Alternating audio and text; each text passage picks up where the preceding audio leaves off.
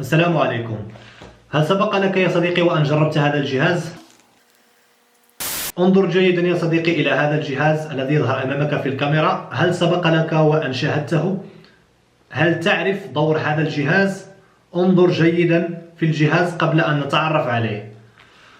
ربما تعرفه وربما لا تعرفه. المهم يا صديقي، هذا الجهاز يسمى بجهاز تنظيم النوم. ما معنى تنظيم النوم؟ هل تعاني من الشخير أثناء النوم؟ الشخير يعني عندما تكون نائما تقوم بإصدار صوت مزعج. إذا كنت تعاني منه فربما الحل موجود في هذا الجهاز. ربما، أقول ربما وليس مؤكد يا صديقي. المهم، هذا الجهاز يسمى بأنتي سنورين أو اير بوريفين، يعني جهاز تنظيم النوم أو جهاز منع الشخير أثناء النوم. هذا الجهاز يتواجد به مجموعة من المميزات كما قلنا سابقا، فهو يقوم بتنظيم النوم أو بتنظيم النفس، يعني يقوم بإدخال الهواء ثم إخراجه بطريقة سلسة. أيضا يقوم بتصفية أو تنقية الهواء من أجل استنشاق هواء نقي، وكذلك منع الحشرات الصغيرة من الدخول إلى الأنف. شيء مزعج أليس كذلك؟ حشرات داخل الأنف.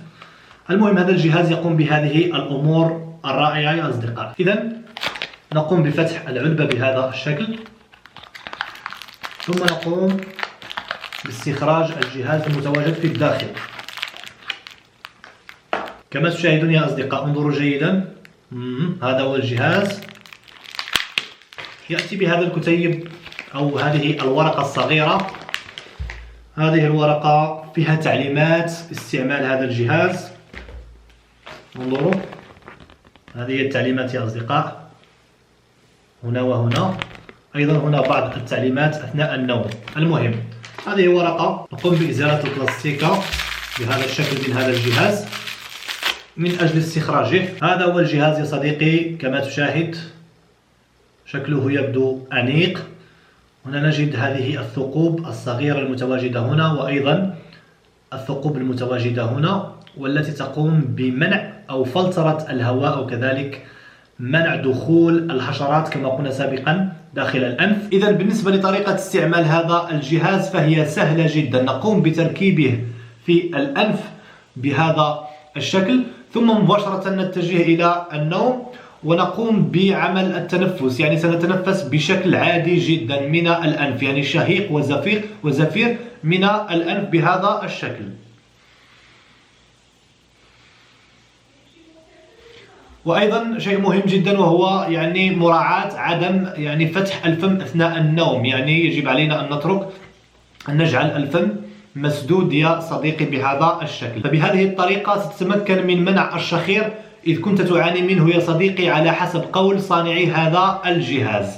هذا كل شيء. إذ كنت مهتم يا صديقي بشراء هذا الجهاز سأضع لك رابط شراء في مربع الوصف أسفل هذا الفيديو، أو يمكنك البحث في المحلات التجارية المتواجدة في بلدك على هذا الجهاز. وإذا لم تجده في المحلات التجارية يمكنك الرجوع مرة أخرى إلى هذا الفيديو وستجد رابط الشراء في مربع الوصف أسفل هذا الفيديو. أما الآن أقول لك أننا وصلنا إلى نهاية هذه الحلقة. أتمنى أن يكون هذا الفيديو أو هذا الجهاز قد نال إعجابك، فإن كان كذلك لا تبخل علينا بعمل لايك، وكذلك شارك الفيديو مع أصدقائك ليستفيد الجميع. ولا تنسى أيضا الاشتراك بالقناة والضغط على زر الجرس إذ كنت لم تشترك بعد. ولا تنسى أيضا زيارة موقعي الإلكتروني علمالكل.com للمزيد من الدروس والأخبار. دمتم في حفظ الله ورعايته. إلى اللقاء وإلى درس قادم إن شاء الله.